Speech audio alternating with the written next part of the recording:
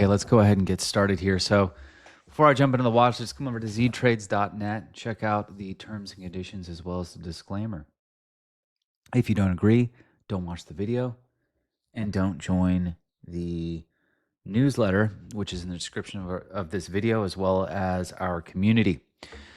I've been busy today doing a lot of stuff behind the scenes for the server. Things are about to change a lot for the better. I want to just go. I sent the watch list out a little bit premature. I could have covered a lot more stuff, a whole lot of more stuff, but we'll start off. I'm going to come back to this. I'm going to start off with SPY. Okay. You know, I don't like when these EMAs mess up the chart. Let's get that out of here. Oh, look how much better that is. There we go. Let's go back here. I don't know why. I could actually leave that up now because now it looks like it's going to play out. Let me go ahead and remove that one. I wouldn't even call this a volume shelf. This whole area is a low volume area. You know, every time it looks like we're going to peel over, like right here, it looks like we were going to snap near this all-time high. You know, we had somewhat of a wet. It didn't snap at all. It just continued higher. And it wouldn't shock me if we continued to go higher because tech's so bullish. Music will stop. It's going to stop. I'm not saying it is now. It just, you know, keep an eye on this because the indicators are kind of saying, especially on a 4-hour here, they're saying watch out. 637 could be a reality. I don't see 623 happening in a week. Now, when Mr. Too Late doesn't cut in September, absolutely do I see that gap being filled. But, you know, just looking at this here with the pattern, and this body opened below that body and it closed outside of that body. Just looking at the candle formation on the 4-hour, futures are open. I don't even know where we're at. I'm just going simply off the TA here. Again, wouldn't shock me if we went higher and hit a new ATH. I'm just saying what I see here is bearish with the candle formation on the 4-hour. Let's keep moving. I want to take a look at the Qs. Almost looks like we have a flag here on the Qs. I want to look at XLF as well. Financials aren't telling me anything, but let's go ahead and pull up the individual names. You know, I left the Tesla chart. You know, we can't just look at only the top 5 to 10 in the S&P.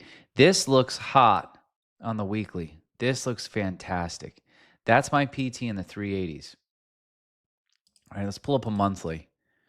Monthly looks even better. I mean, look at the lows. Low, higher low, higher low.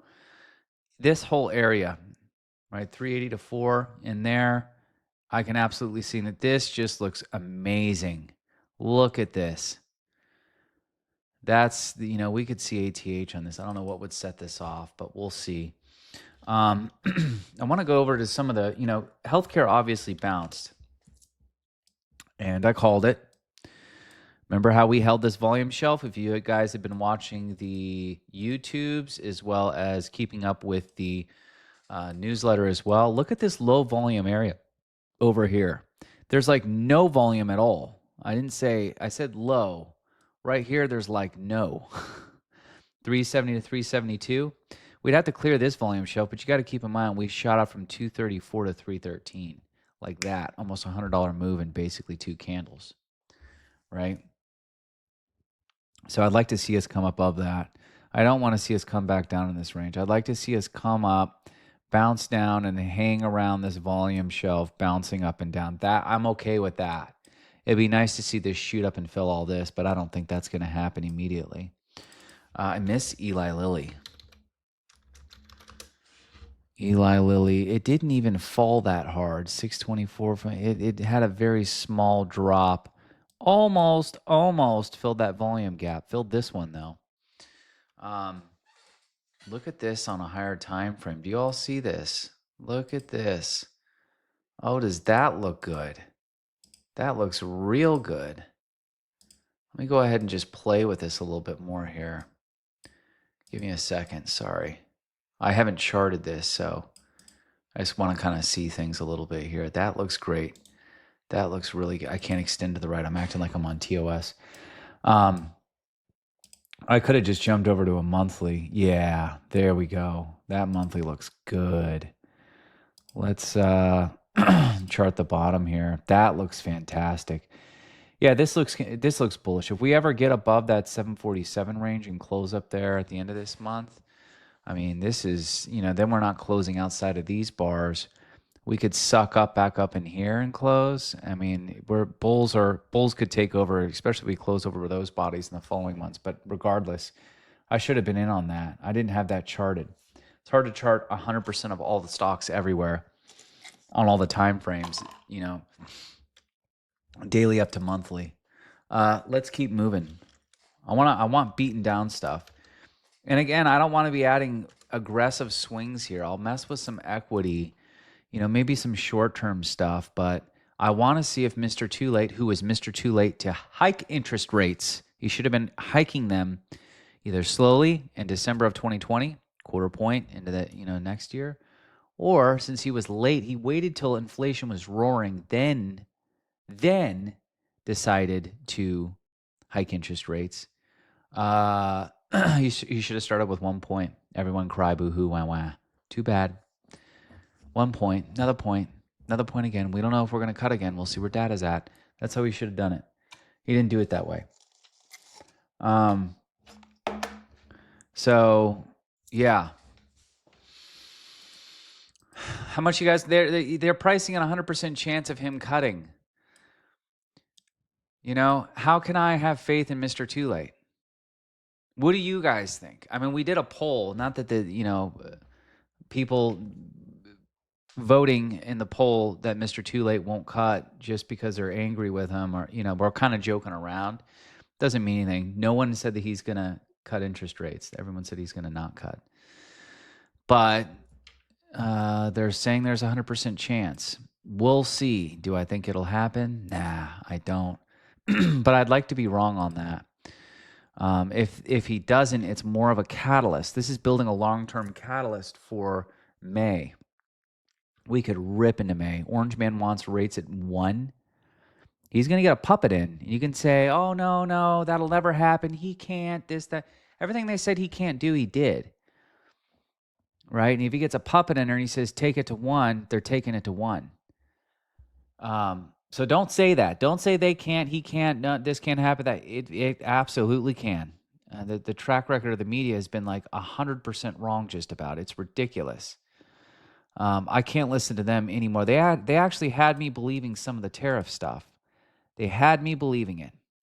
I should have just accepted who they are and what their agenda is, but they got me on that. Is 1 good? No, that's horrible. We don't want 1. That is not good. Keep the Fed rate at 2.75 to 3. That's fine. 3 to 3.2, 3 to 3.25. Let's not go lower than that. Maybe slowly. We can go down there fast, but then slowly. We got to have some room in case something bad happens. Look at Webull here on a daily, guys. But you all need to know how to play this whenever it happens. And I'm going to be looking at interest rate sensitive stocks. Example, hint. Lemonade, Upstart, Affirm, right? Look at this setup here. We're not going to go that high, in my opinion, because they've diluted. So, now 33, in my opinion, is absolutely doable by the end of December. This weekly looks unbelievable. I'm in equity. They have earnings coming up. When you see these yellow dotted lines, that's earnings. So that's coming up August 28th, end of the month. And this looks really hot on Webull here. Really hot. So we could see 18 easily, 17 to 18 in my opinion. Who knows what will happen on earnings? Who knows? I need to go ahead and remove some of this stuff because this has already happened. You all remember when I charted this down here, whenever the dilution was ending, right? And just nailed it almost, just pretty much perfectly into July. No, this was in June. Or was it over here? I don't know. Whatever. I don't have time to waste on here. Let's keep moving. Lulu. Lulu with an outside bar over here, resting on a volume shelf. My target would be 213 would be the first one. Second, all in this range, 220 to 226. Will we fill that gap? I highly doubt that that's going to happen unless it's earnings related. That's the only way that can happen, in my opinion. But there's gaps all over this thing. Gap up here, I don't see that happening anytime soon. One of these smaller gaps up here with earnings, that would be real tough. From 198 to 296, regardless. I'm starting to like the PDE is a little bit more attractive to me now. And I'm really liking how beaten down it is. If you want to take a look at this over here, let's turn the linear chart off. And we have earnings right there on August 25th in this setup. We could go. We'll see. I like this volume gap over here, just like I was saying, 212, 213. And this setup is hot. I highly doubt I see 290, but I may build an equity position going into earnings on this. Let's pull up target. We have gap fill 119 to 122 over here. Look how deep this gap goes in, right? This looks great.